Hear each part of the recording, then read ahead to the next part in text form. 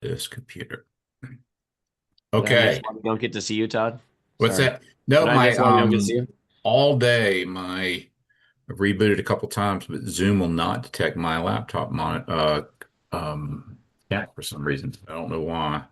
Let's try it Hmm. again. And then every time I hit the button, it says it's using that camera, and then I get this message that says error unable to initialize. So I don't know what's going on.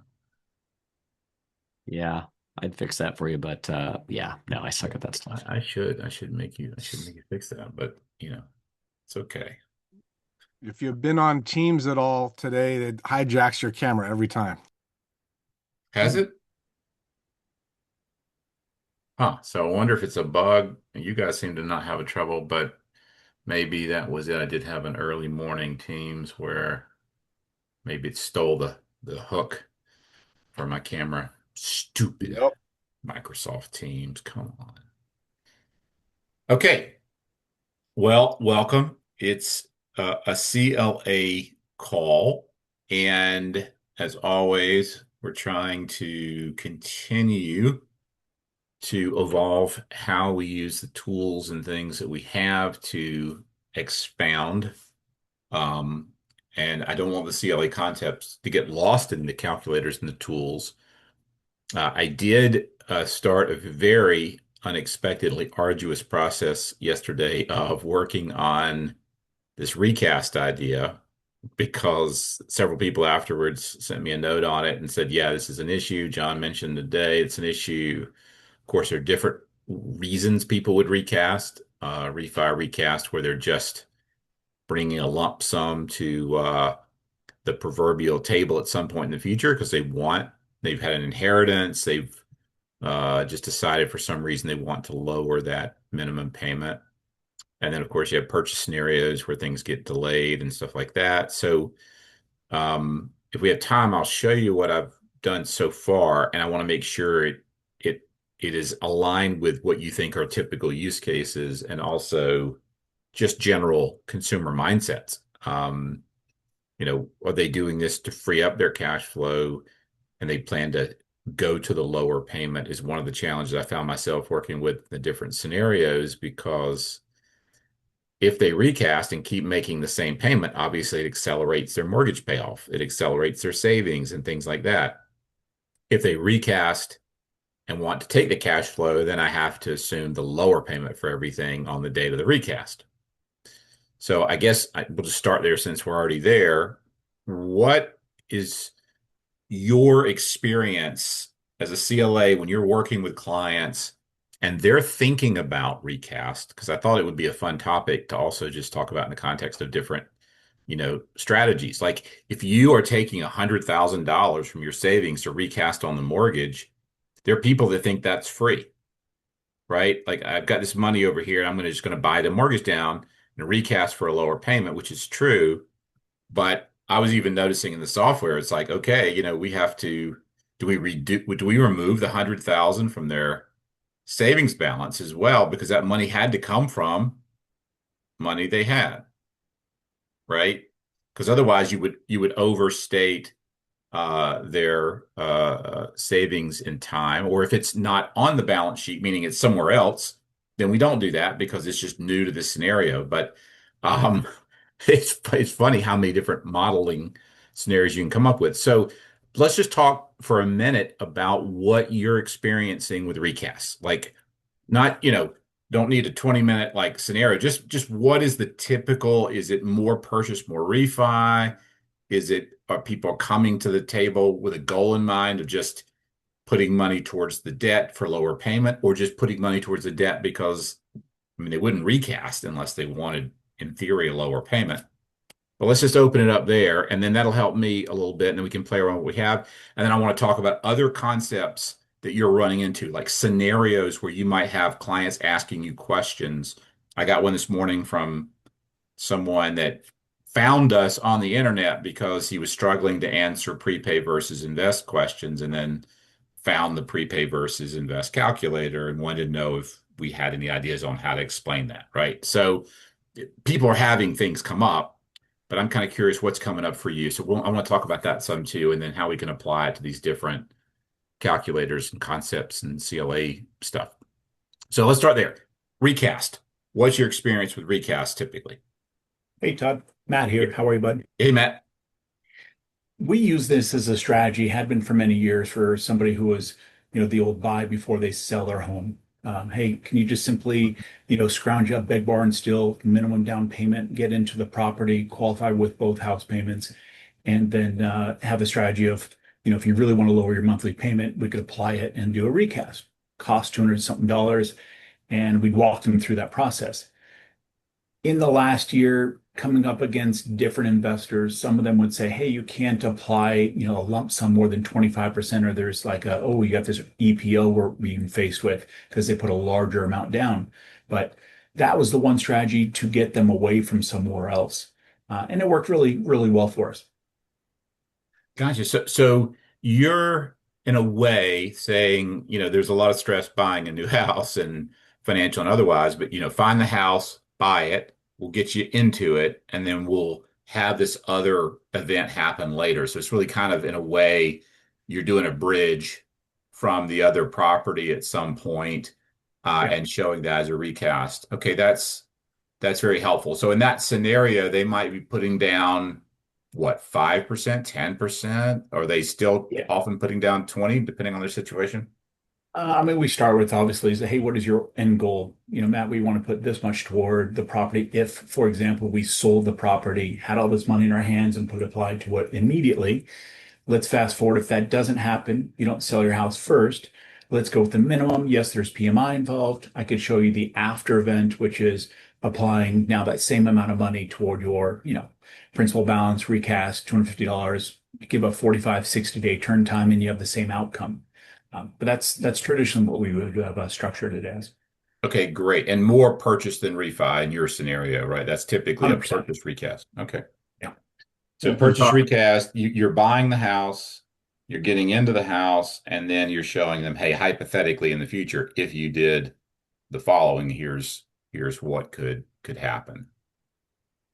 Are you typically doing that as two different, in a way, two conversations where you've got the buy the house conversation, you present to them the buying the house, and then you show another scenario where they have this house now and they're recasting, or can you do it that way? Because that was one of the problems I was having trying to figure out. It's a little confusing if you try to do a current home, compare it to a new home you're buying, and then try to compare it to a future home that has a different scenario. I found that I kept drifting back to just doing a new home purchase scenario and then creating a new plan and then doing a plan where you're saying, now here's that mortgage and here's what happens with a big recast.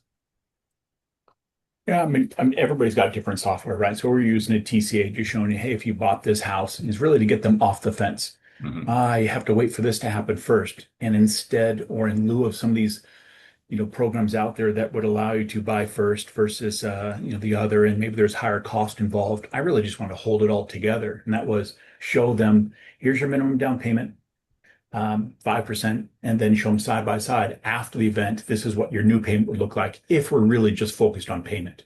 And then, of course, we can open up different ideas of, did you really want to put all that toward the property? And that opens up different conversations of getting rid of PMI, just 20%, where you actually had 40% in mind. Let's put that toward a financial advisor, et cetera. But when you showed them that side by side before and after, they were more likely to get off the fence to purchase at that Gotcha. time. Okay. All right. That's really helpful. And I'm just going to kind of say this out loud. When what I was finding, I kept drifting to just doing the purchase scenario because you could have different purchase scenarios and then create a new plan that has that new loan in it. And then if you do it that way, you could actually show an extra 200,000 coming in going to prepay the mortgage, 200,000 going into savings, 2,000 just you could just spend it, right? Or do something crazy with it, but go to Vegas. But you can at least show them scenarios of what the recast could be to say, this is actually in your case, you're better off not recasting into the mortgage. You're better off putting into a savings account at 8% rather than recasting a 6% or 5% mortgage and stuff like that.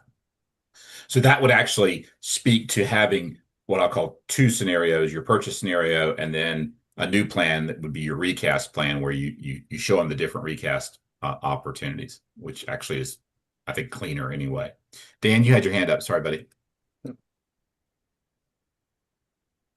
I mean, never went the recast path. I just set up a second on the purchase. So you do either a 10% down or a 5% down, and you whatever the first was going to be afterward, and you gave them the option to pay the whole thing down after they sold the house, is what I would always do. But Gotcha. so I never dealt with the recast. And then they would have that insurance HELOC afterward, then they've got it just sitting there after they pay it down. So there's really no interest rate risk because you're essentially setting up the HELOC and paying it to zero. There's only interest rate risk if they use a HELOC after the fact. But if you were buying a house at 5 and you set up a HELOC at 7 for them to draw down on in the future. Yeah, well, and often people were like, "Oh, cool, then I've got liquidity. I can use that for down payments going forward." It just gives them access to that. I mean, Trevor taught us that they should have access to their housing wealth if possible. Absolutely. Okay, so that's cool. So that's another way to, in a way, you're just simulating a recast with a HELOC to give them the liquidity and the other stuff that they want without forcing it into the mortgage, which we all know creates a liquidity challenge for people, right? I mean, even if they recast, I would say any recast should be followed with a HELOC immediately if you don't have that in place, or if you do, get your HELOC extended or expanded at the same time. Because if you have a $50,000 HELOC and then you go put down a $200,000 lump sum, you would want to increase that HELOC to 250 in theory, right? To give yourself that liquidity and protection. Yeah, John. So yeah, those are great. Those are things we talk about. So I also think it's been coming up in the last couple of years when we've all believed that rates are going to fall, right? And so maybe someone says, I really want my payment to be $3,000, but it's going to be 3,500 because rates are here today. And so you have the conversation, well, what do rates have to get to beat that $3,000 target? So, and they go, okay, great, I'll just put down another, 20% to get down to that number. We say, well, wait a minute, if rates do fall in 6 months or a year, you might get to that number anyway. And now you've put the money in the house and you can't get it back, right? So we talk about liquidity at the same time in the same conversation. So we say, why don't you not put the money in now? Take the risk of the $500 a month extra payment. You can always draw it out of the side fund. And if rates never fall, you can do the recast later on. If rates do fall and you pick up the $500 savings you're looking for, now you have both the lower payment and the cash on the side, right? So we're having that conversation at the same time. Great. So when I say recast, I'm talking about a golf club, not the swing. Or we say you'd rather have Tiger Woods swing than you would have Tiger Woods golf club. I'm going to have to change that now to I was just going to say we might Rory need to do an example. McIlroy. You would rather have Rory McIlroy's swing than Rory McIlroy's golf clubs. Although that's much harder to say. I saw the funniest Scotty, you could use Scotty. I saw the funniest AI video. It made me just literally laugh out loud. It said Tiger Wood arrives at the Masters. Have you guys seen this? Oh yeah. And it's like this black car, screaming down the fairway, and it flips and slides onto the green. And it was like the guy's like, "What a drive!" But anyway, so when you talk about recast, you always want to step back in the aperture as a CLA and go, "Wait a minute, what are they trying to do?" It's like when someone says, "I want a 15-year mortgage." The 15-year mortgage is a product. The swing is the act of going, why do you want a 15-year product? What are you trying to accomplish? Because if someone is trying to accomplish freeing up and reducing their monthly payment, we know there's as a recast is a way to do that. Using if they have the capital to do a recast, they also have the capital to put that in a savings account and draw the payment difference each month out of that account. You follow me? If to John's example, they're trying to get to 3,000, like I want to put $100,000 extra in to get my payment to 3,000. That's where I used to say, well, wait a minute, let's put the 100,000 with your financial advisor, and you're saying that to get to 3,000, we need to lower your payment by 400 a month. Let's draw 400 a month out of that account, right? So you're making 3,000. 400's coming, and that's being paid out of the investment account, but that 100,000 stays liquid. It continues to grow and compound at 7, 8, 9, 10%. as opposed to paying down a 5% or 6% mortgage with it. And you've accomplished the same thing, right? So when we say recast, I just want to make sure everyone knows we're talking about a product. Like a Heckham is a product, a 30-year fix is a product. That's a golf club. The mastery of any game is not ever the product. It's what are you accomplishing for that person? What problem are you solving? And can you help them solve it differently in a way that they didn't know or think to solve it? Because that's when it becomes, and you become incredibly valuable to that particular customer because you're helping them think about things completely differently while also accomplishing their goal, whatever that goal may be. Who else? So right now it sounds like this has been more purchase oriented than because the refi to me is actually an easier conversation away because it just someone is coming just like they were looking to, make a large down payment at the purchase. That's in a way a similar conversation. Should you put down 10%, 20%, 30%, 40%, 50%? Well, we know there's an opportunity cost consideration that most people don't know how to do that. By the way, Rocket pushed the fact that they offer a recast and made it sound like something. Again, Rocket was the first back at the time. It was Quicken Mortgage, but they came out with the Freedom 15, and the Freedom 20, and the Freedom 30, and I thought it was the dumbest thing ever until someone came in and said, "Do you have anything that competes with the Freedom 30?" I'm like, "What?" And it was like a 30-year mortgage. They just rebranded Freedom 30, and when they do that, what? It's like a new product. So yes, anytime you take something like Recast and package it well, and that's what Matt's doing, right, with the purchase thing. You're packaging a concept or a strategy that differentiates you in some way. It won't differentiate you if you can explain it away and you understand what's going on. But if you have no idea what they're doing, I had new young loan officers who were terrified. They've got a product that we can't compete with. It's the Freedom 30. And I'm like, what the hell is it? It was literally just a name that they named every product they had a different name. Freedom 30, the Fast 15 or whatever they called it back then. It was crazy. All right, keep going. This is good because it's getting us into other topics of conversation, but could it also be that a recast would be helpful for an investment property so that the cash flow is larger? It could be. We personally have one. Yeah, we have one. We have a condo, and we've been considering taking some cash from our, an asset or a house and recasting the condo so that we can cash flow a little bit better on that. Okay, this is great. So looking much better. Actually, I'm in your file right this minute looking at pricing. Carl's in the file. Yeah. What a great originator. Yeah. I don't know how he gets in those files. Why is he in his own files? He's too big for that. I know. It's how does he squeeze in there? So, all right. So let's walk this through, Jackie, because this is the perfect CLA topic. You've got an investment property. Okay. What's the note rate on that property right now? Well, for me personally, it's 5. Okay. So you got a 5% note rate on a commercial, is it a residential or a duplex or it's residential. It's a condo. Yeah. Okay, cool. It's a condo. So you got a residential condo at 5%. Now you have other deployable cash that you could apply to that existing note. Is that what you're saying? That's an option for you. Kinda. Technically we have a all-in-one loan. And so we are toying with the idea of getting that principal down so that we can borrow against the all-in-one to pay down a little on the condo to cash flow better and continue to make the same payment so that it'll pay the principal down, not change our payment, going back to what you were talking about earlier. Yeah. So okay. Recast, don't change the payment. Yeah. You got two costs of capital. You've got an existing condo that's financed at 5%.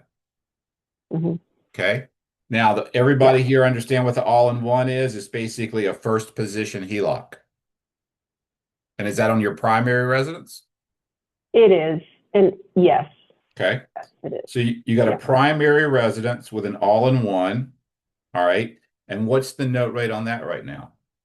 Well, it's prime plus whatever. So it's 7 point something. Okay. And doesn't make sense, right? But let's not forget that the all-in-one has simple interest calculated daily versus the amortized interest on the note on the condo. Yeah. Well, that's another topic, but if you run those side by side to see the difference, I have it I have is not it's yet. pennies. Yeah. It's a big Okay. concept conceptually that people like to promote, but if you actually run that side by side, you'll be surprised. I'd be surprised if you would get out of bed for the difference. But let's For focus on which direction? What do you mean?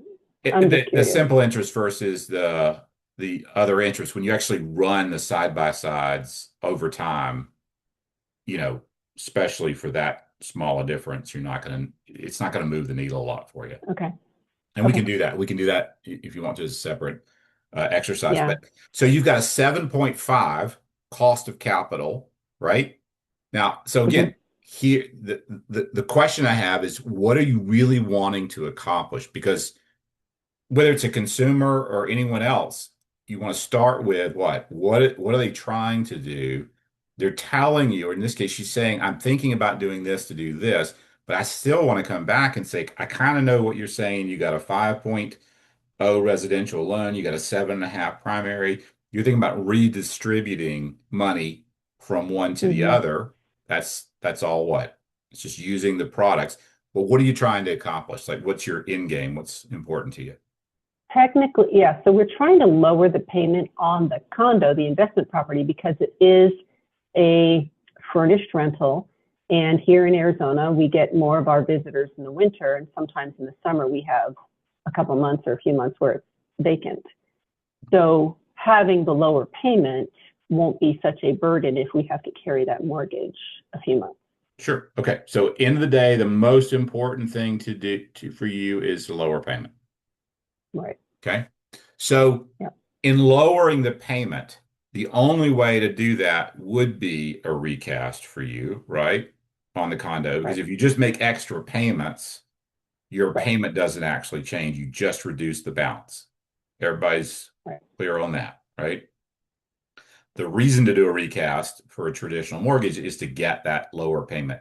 And that means you're not going to make an extra $100, $500 a month payment. You're going to have to make a large chunk. So in a perfect world, tell us what would that large chunk applied to the condo be? Like, is it 50,000? Is it 20,000? Is it 100,000? Like 200,000? What do you Yeah, think? like we're talking about maybe a $50,000 Okay, influx. cool. All right. And Yeah. thanks for sharing. Yeah. This is just helpful to walk these things Yeah. out with real stuff. So you make Right. a $50,000 payment towards the condo. What is the return on that $50,000 investment? Not payment difference, just return. I don't know. I It's don't know. it's it's 5%, Oh, okay. I can see what you're right? saying. Because in applying that, Right. you're reducing the 5% interest at the rate of Right. 50,000. So you're earning 5%. Now, if you take that money Okay. out of the all-in-one, what's the cost? If it's there Yeah. offsetting 7.5% prime, what effectively is your cost of redeploying capital from the all-in-one? Seven and a Seven and a half. half, right? Yeah. So the first question becomes from a financial one, it's going to cost you 2.5%, okay, a year Okay. as an interest rate or what we would call an arbitrage tax, or we call it the lag, the liability asset gap, to move money from that bucket at 7.5 to the 5. You get a perfect world, I would want to move the 5 bucket to pay off a 7.5 because then I'm Sure. capturing the 2.5%. So economically, to get the cash flow on the condo down, you're actually paying a pretty big tax. And remember how we used to say this, you're actually paying about a 30% tax. Anybody, where did I get the 30% tax on going that direction? She's paying 5%. Her new rate on that 50,000 is 7.5, if that's where it comes from. So Hmm. that's about a 30% what? increase in the cost, increase in the cost. Okay, right? Because going from 5 to 7 or whatever, that's like right. that's like a 30% higher rate. So I've always found that when you're explaining financial concepts to people, if someone said to Mhm. me, my payment's going from $2 to $3, I would say, that's cool. So that's about a 50% increase in your payment. And they're like, oh, right? Because sometimes the number Right. 2 to 3 hits at one level, but when you say, are you willing to pay a 30% higher tax on your interest rate to do that, to get a little bit lower payment, it hits a little different. It feels a little different. It helps to make your point. And so it's something you can often just do in your head because you're just kind of estimating. See, it's about, but you could do the math. You could just, figure out the actual percentage increase very easily. But I just, as you're talking to someone, always think in terms of what is that as a percentage and what's the impact there. So that may or may not be, but if you do that, I can tell you you're going to have about a 30% tax on your interest cost to do that to get that Sure. lower rate. So then the question becomes, are there other ways to get that actual payment down? Right? And that would be the Right. objective here to look at. Is the recast the best way to do that? If you were trying to lower the payment, like the $50,000, how much would that lower the payment by? I don't know. Probably Okay. not even that much, Okay. So honestly. Yeah. so what's the, if you don't mind me asking, what's the balance on the loan? I think it's like 350, Okay.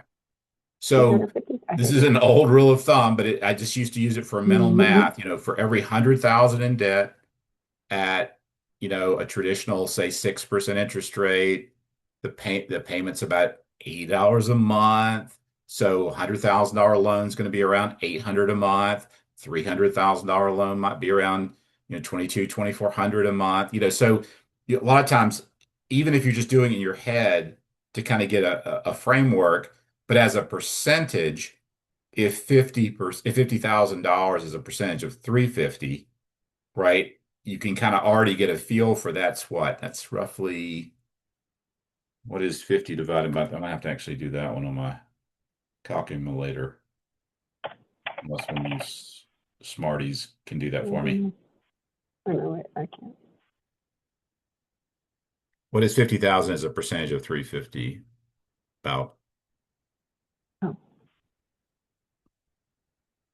14%? okay, 14.2. Yeah. I can't. 14%. Yeah. Okay. I meant to say 15, but it just didn't sound right. So around 14% reduction in your principal balance. And then you can also say just, what does that actually do to the payment? An estimate would be to take 50,000 times 5%. That's an easy way to estimate it. That's about 2,500 probably, right? Yeah. So Yeah. 2,500 divided by 12, about 225 a month, somewhere on there. 208.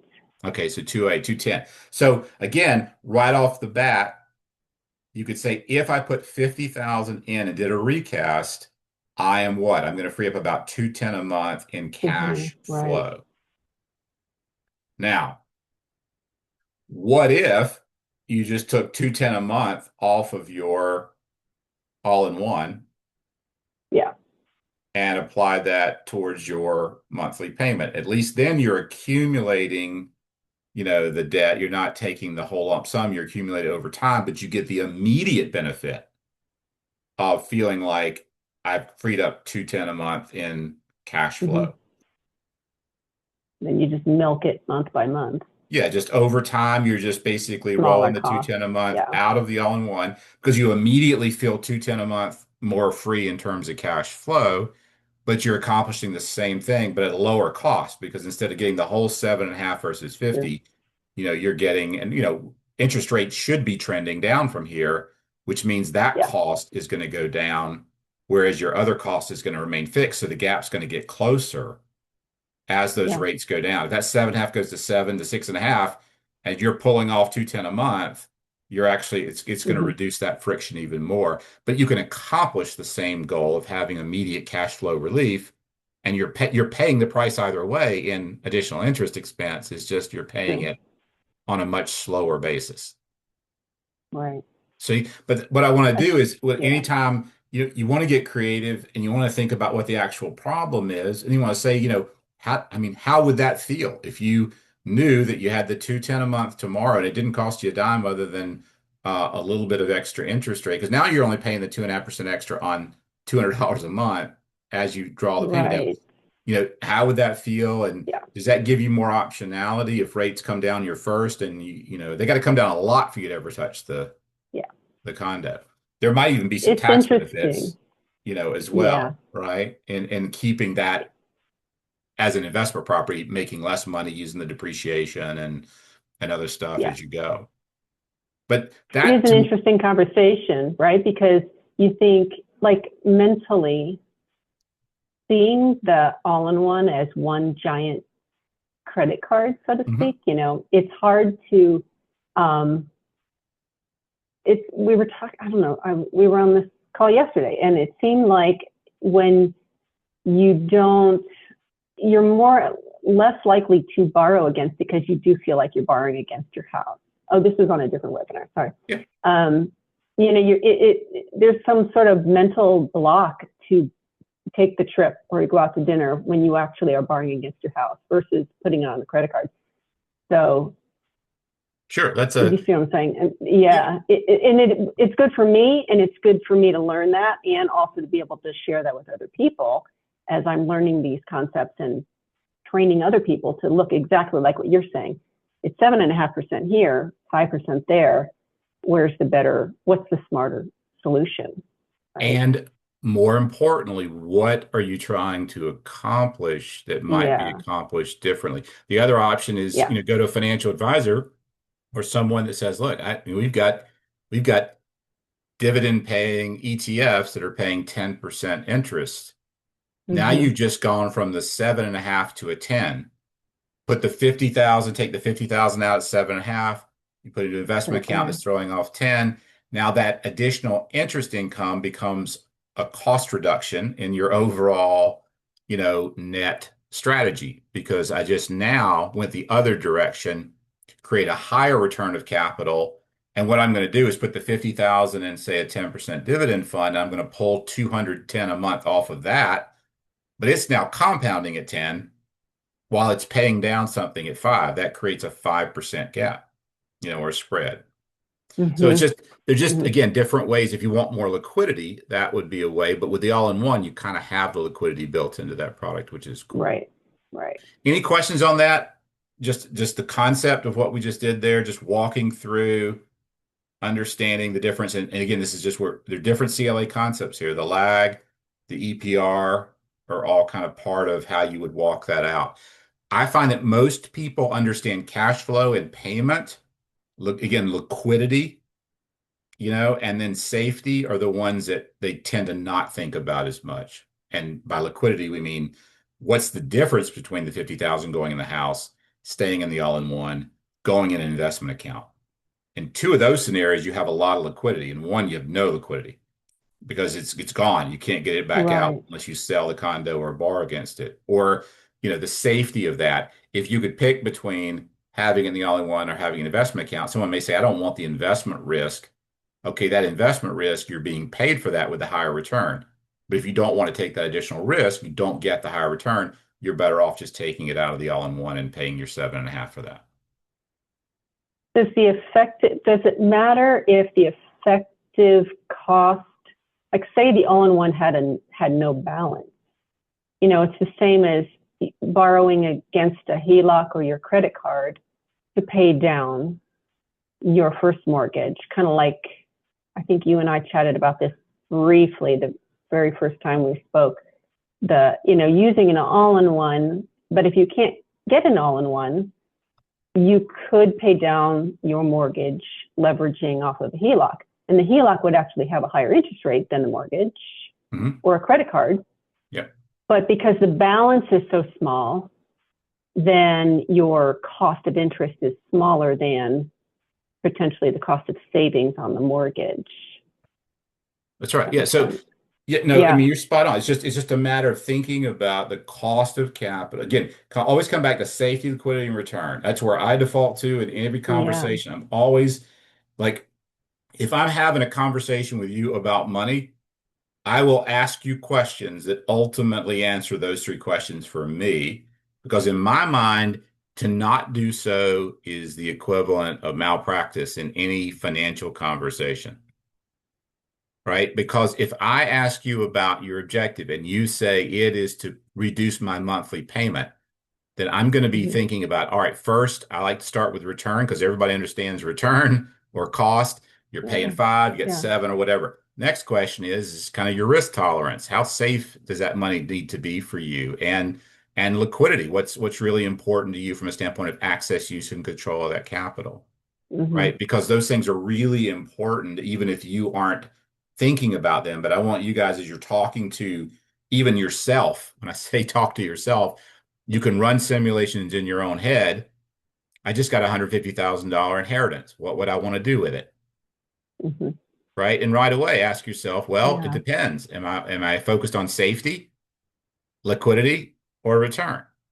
Because if my focus is on return, that's going to be the place I start is going to be where do I get the highest return on that inheritance. But I still care about safety and liquidity.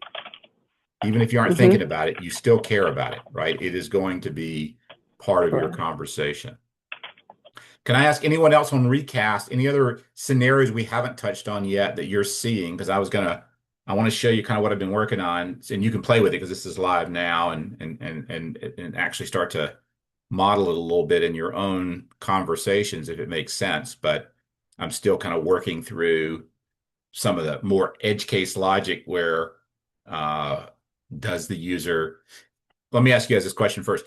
In most cases where someone's recasting, do you think when they recast to free up the cash flow, let's say they're spending 2,000 a month, they put $100,000 down and the new mortgage payment is 1,500. Are they doing that because they want that 1,500 to be the new payment so they can go spend that extra $500 a month? Or are they doing it so that they have an extra $500 a month, and then in which case they're going to do something with that, either save it or repay it towards the remaining debt or whatever? What's the headset you guys find? Lifestyle creep. Lifestyle creep. So say a little bit more about Spend. that. So, Spend. They're going to spend it. In most okay, cases, I find that $500, they won't admit that, but that's what's going to happen just from my. okay, gotcha.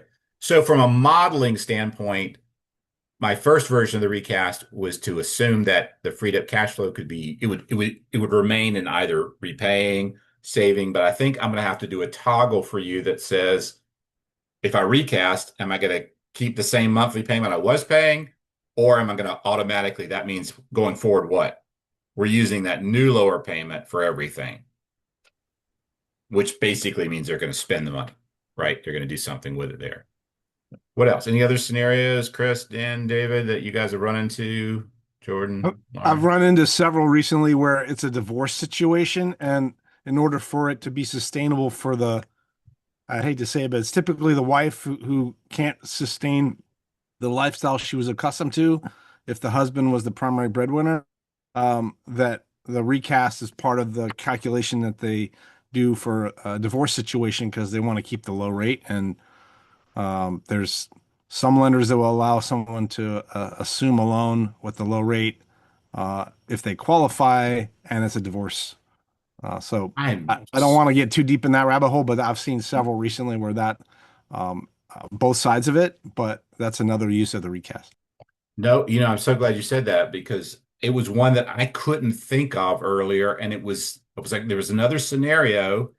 And that's a very common one back in the day. I mean, the husband's moving out, the wife's keeping the home, but the only way she can keep the home is you got to pay this thing down to get to her current, qualifier. All right.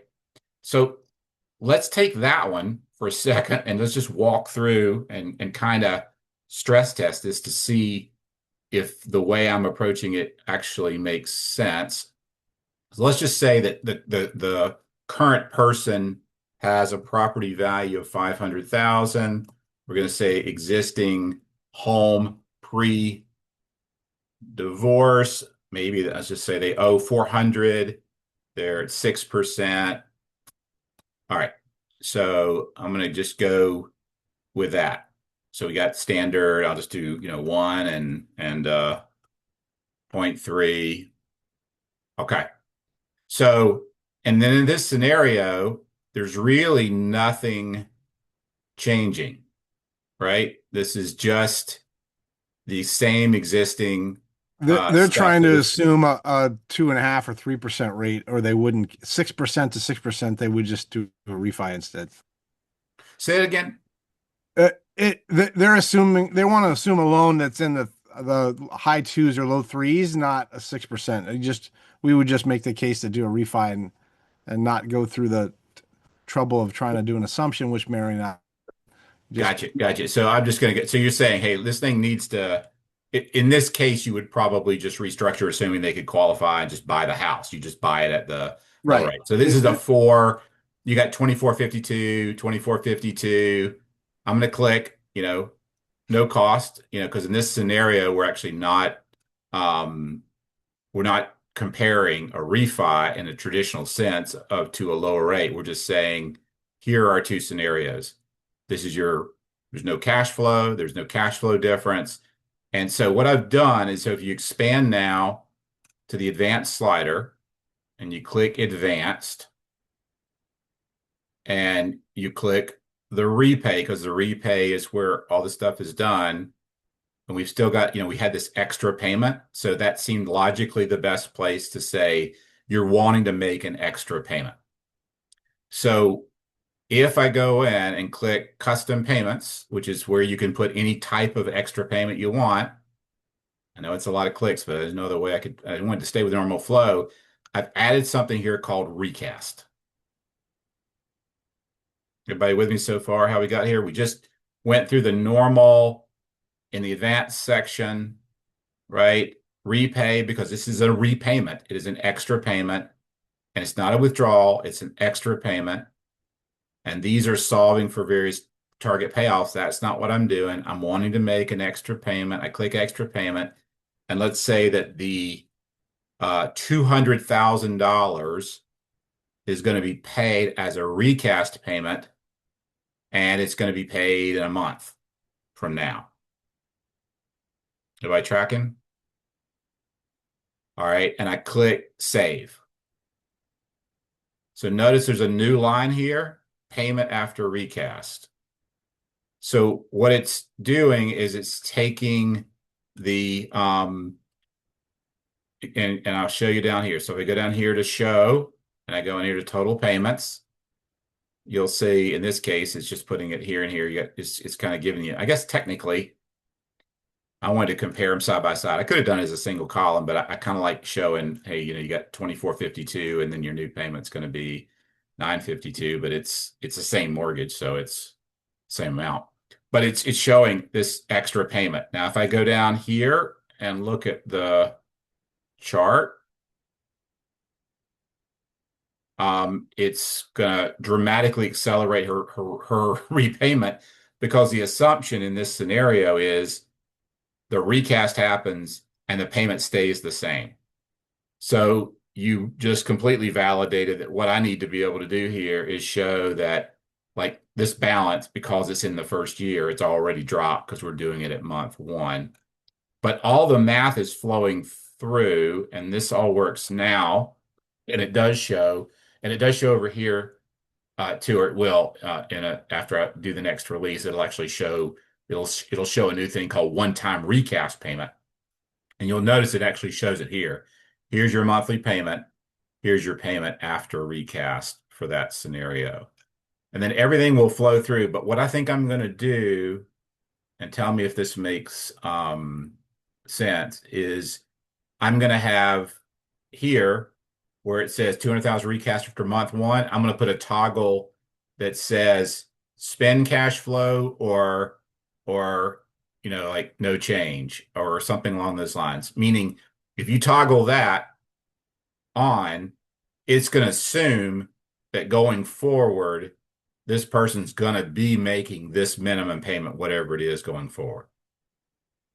And if you don't toggle that on, it'll mean that after the recast, you're still going to keep making the same payment, because that's what this is assuming. It's assuming that you just made a $200,000 payment and you're going to keep paying 2452. which is basically you'd be debt free in 131 months. But that's not going to work. I need to be able to let you either say, yep, let's recast and keep making the same payment, which is the default, or recast and pull the cash and spend it. I think I'd make the default spending the Default. or Okay. only All right, good. lower payment is the default, and the optional thing is to keep making a higher payment. I love it. Okay, thank you, sir. So we'll do default is if you do a recast, we'll assume that you're going to use the lower payment unless you happen to click right here, keep payment same. Actually, what I'll do is I'll just have a button that says keep payment same, and then it'll default to spending. And then if you click that, it'll assume that this payment's going to continue going forward. Okay. And then in theory, and we'll test this out, you should be able to do, multiple scenarios here where, you say, all right, let's in each scenario, we can adjust the extra payment or whatever, but the recast is going to oh, here it is. It does show up. Okay. I thought I'd not pushed this yet, but it does show the recast in the cards. So, you could also change the payment here and but you can't go negative. So that's where I want it to change automatically for you. Okay. All right, Groovy. So we'll default to the recast payment will be the new payment going forward for all scenarios. Nice. All right, what else? Anything else with that? So if we did that, if we had the new payment showing as, I mean, they'll still show like this. They'll say, hey, your payment is this, but after recast, it'll be this. And then the math going forward for all scenarios will be using the new number, including if you have a current or you have different scenarios side by side. Anything else that you need, or is that pretty much going to give you what you need to be able to tell your story and say, hey, here's what we can do. This is what you're going to pay. If you paid this to do this, it's going to be this. Okay.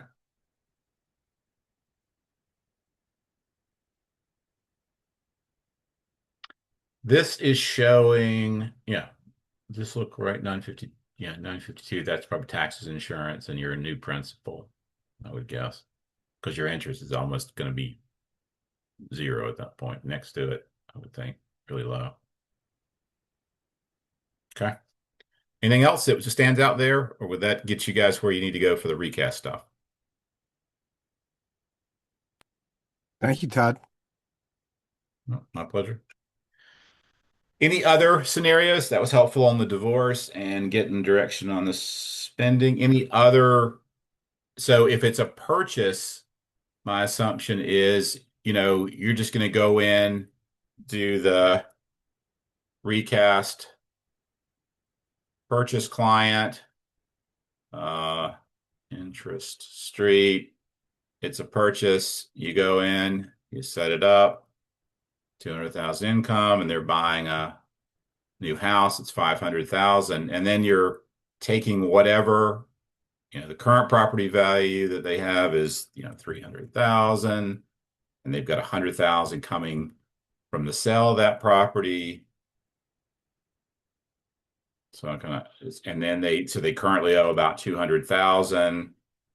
Let's just say it's a 6, right? So in a traditional scenario, okay, this is my closing cost, this is my down payment, this is my net proceeds from sale, and then that's what that is. Now, if the person says, well, I need the money from the sale of this property to put that money down, I don't have that right now, then how would you guys typically like to model that? Would you go in and say, all right, let's then actually show like a 5%, down payment, coming from, as a down payment, and actually show the net proceeds are actually not, they're going to be zero,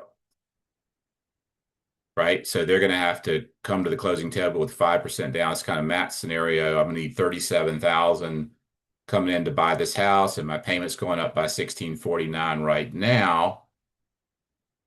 But when the house actually closes, and let's say we think it's going to take a year to close, I would come in and say, add an extra payment. We're going to have another $100,000 that's coming in as a recast in 12 months. Now you see that basically, in this scenario, your payment's going to drop to about 2240 when you can put that 100K down extra from the sale of the house in a year. Is that how you would tend to think about this to present something like this, or logically and stuff? And then if you can go down here and, sorry, Do you have a mortgage insurance reflected in these payments too? Because sometimes people will recast to also drop that. Yeah. I mean, not just drop that, but that will also go away. So yeah, so it picked up at 5%. The mortgage insurance is now part of that payment, and that's part of what's going to go away. But you got to put in here. Okay. So are you guys using 78, or what are you using for stopping MI? 78 should be mandatory. 80 you have to request, and sometimes mortgage insurance companies require the 2-year thing. I never make promises to people because I just don't know, right? Yeah, so stopping MI at 78, and then that should, once that payment happens, that should reflect. I'll double check and make sure it does, but I'm pretty sure I've checked that already. It should reflect right through to the cash flow and stuff.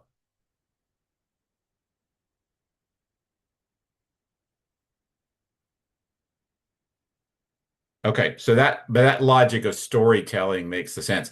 I guess it doesn't really make any sense to show the recast payment on the current, because that's going away in that scenario, or the original mortgage payment is not really at play here. You really care about the new one, right? Okay. All right. We'll keep testing this around. So again, I've got this version up now if you want to play with it. And if anything looks weird, or again, the flow of logic looks strange, but you can go ahead and play around with that recast feature and do scenarios. Again, just anytime you find something that looks weird, do a screenshot or a quick video. That helps a lot. Just send it to me, and then we'll figure out if it's a bug or if it's just making it easier to explain and story tell for the end consumer. But recasting is cool because it's conceptually, it's just a bucket of money that's coming from somewhere.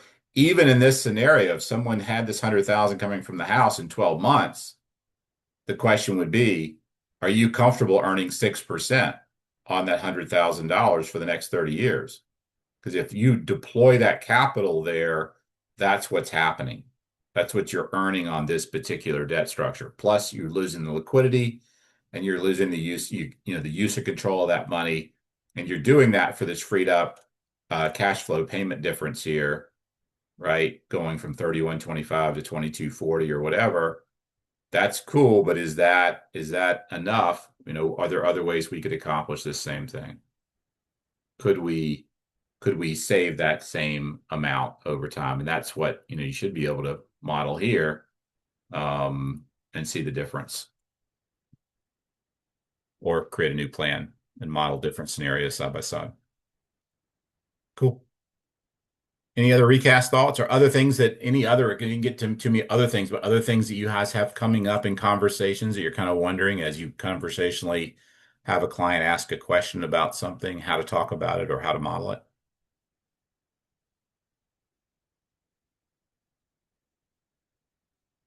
See, you guys got it. That's awesome. There's no new scenarios coming up we can't handle. That's what I want to hear. That's awesome sauce. All right, we'll keep getting out in front of financial advisors. These become incredible storytelling, story selling conversations. One of my favorite skills that I've messed around with is the Ben Franklin skill. We're going to do a Claude, I think, workshop. Is it next week, or I know it's on the schedule. There's a Claude conversation workshop coming up. I've been putting some skills in there I've been developing, but Ben Franklin had a particular way of arguing with himself. He would take a point or concept. He would here, let me see if I've got it. I'll show you an example, but these are some things we'll kind of cover on this. but it's a really fun way if you do a chat session and you put that skill in there. Darn, I just lost you all. Hate not seeing your smiling faces. Let me drag you over here. People often get confused when trying to decide whether to pay down a house mortgage or invest. What do you think? So traditionally, if you were asking Claude this, right, it would do the thing. But when you want to bring in a skill, use the Ben Franklin skill. This is something I threw up in the thing. I've not tried this. What I've been doing is when I'm reading something I find interesting, I'll paste something in and say, use this skill to discuss this. And I love the way the system uses his style of arguing and flipping and looking at different perspectives to frame things. It's really cool for marketing messages, social media things you might be working on. I used it for a letter to someone who was thinking about doing something related to college, and I took what they were thinking about doing and threw it in here. So you look at it, says reframing mortgage confusion. I'm using the persuasion lens. He had a style of persuading people that was really interesting. So We're not seeing anything. We're not seeing anything, Todd, by the way. you're not okay, damn it. Glad it wasn't me, dude. I'm looking through all my screens. Man, Like, you guys got I was trying to add the Ben Franklin skill. I'm like, I can't even find it. can't see your face, can't see your slides. I know. All right, you That's seeing one way it? to Are you seeing it get us now? to pay attention. Are you seeing it now? No. What? It says It's screen coming though. sharing. It says you've started. It should pop up here. Come on. We'll see. Here, let me try it again. Friends don't yet let friends use Teams ever. No, I'm telling you, don't do it. Okay. All right. You seeing it now? It says you've started sharing. Still says, yeah. There we go. There we All right. go. Okay, got it. All right. So see what I did here is I typed in people often get confused when trying to decide whether to pay down a house or mortgage or invest. What do you think? Use the Ben Franklin skill. So anytime you use a skill in Claude, we're going to talk about these skills and what they are, but it takes it through a framework. And he says, I find puzzle and a profitable one for the tradesman who can clarify it. The weakness verdict, the conventional framing, should I pay down the mortgage or invest? Is a message that fails or 5 or 7 levers at once. Lever 1, it opens a trap, not a doorway. Common ground, it hides what the consumer wants. Social proof, authorities can cancel each other. Ramsey says pay it down. A CFP says invest the difference. Loss aversion, simplicity. All of these are like, I find to be powerful ways to present information back in a way that would be interesting to the consumer. And then he says, this is why the consumer freezes. It's not that they're lazy or enumerate. It's that the message itself is poorly built. The Franklin reframe. So he argues for what the issues really are that the person doesn't see, and then he reframes it. So I'm kind of fascinated to see what he's done here. The persuasive move is not to pick a side, it's to dissolve it. Holy cow. Don't pick a side, dissolve it. Dissolve the sides. The third frame, and the one your BSU work already lives near. You've already chosen. The question is whether you choose on purpose. That's sin as hell. You've already chosen.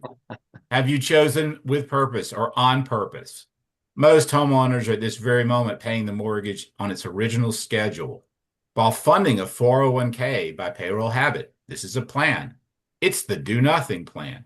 So the way his approach to arguing, it actually creates these really cool narratives for education, social media. You could use it for LinkedIn posts or whatever. I've used it for some letters to students. It's been quite fascinating.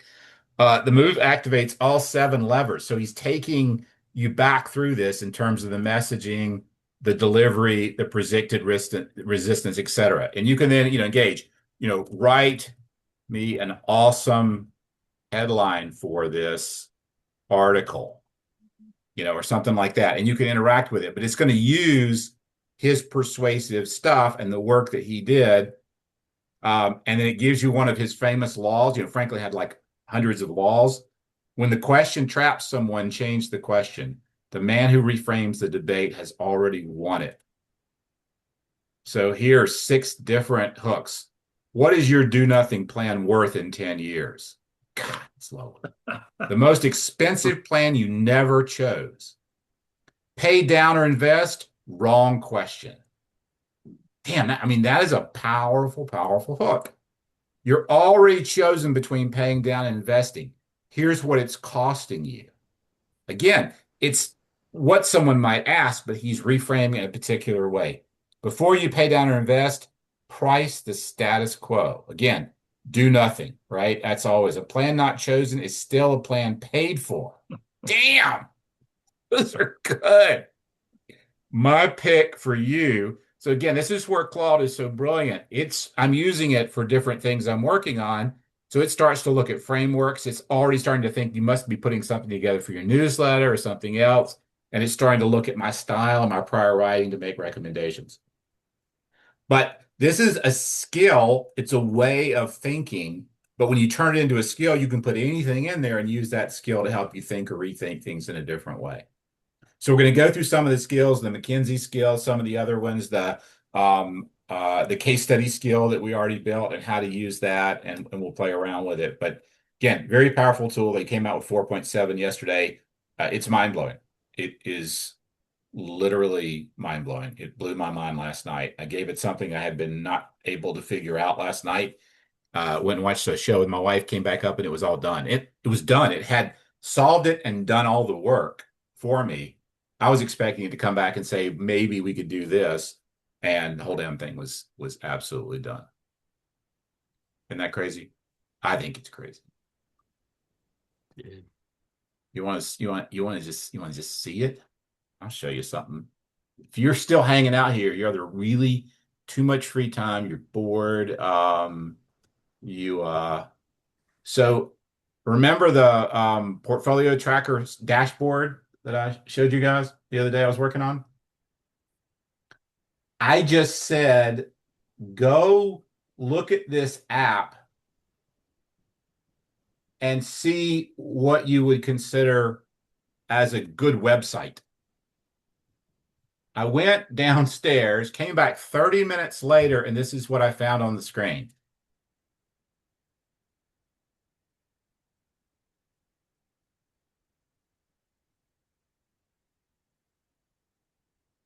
That may not give you goosebumps, but when I came back and saw this,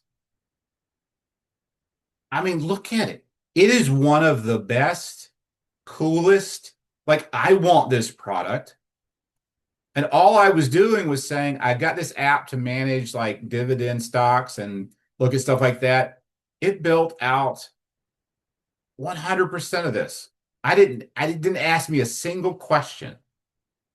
It built this damn site. So what do you think I did? I said, hey, I got another site. Go look at it.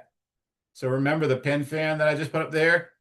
This is what it came back with 5 minutes later. This was what you guys saw. Remember, this was the little card that was there for the sample Thompson plan. Again, it came back with this in just a second. Start your own plan, try a sample plan, chart. And this is pulling stuff from within the thing. And it actually gave me a thing where you can load an actual sample plan.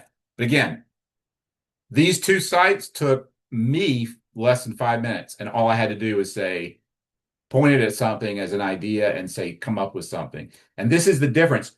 What you saw before yesterday, that was Claude 4.6 doing the same thing. This is Claude 4.7 in one day, that release. And this is nothing compared to what's coming with their Mythos and the other stuff. But that's one difference, one upgrade from 4.6 to 4.7 took what you had seen yesterday, if you were on a call yesterday, and built this from it, which is just mind-blowing. So we'll talk about some of those kind of things because this is where you could take an existing website you have and just point it at it and say, go build me a new website that follows more normal or more advanced custom type things and have a website very quickly that you could then hand to Sorry, John, I know you just spent a bunch of money on your website. But you can hand it to a developer and say, it's done. I just want you to go in and implement this if you don't want to do it yourself, right? Or nowadays it's becoming easier and easier to do it yourself. It's just absolutely mind-boggling. These tools, again, they're going to pay off leverage-wise in the future because we're going to get better and better at using them. They're just going to become baked into what we're doing.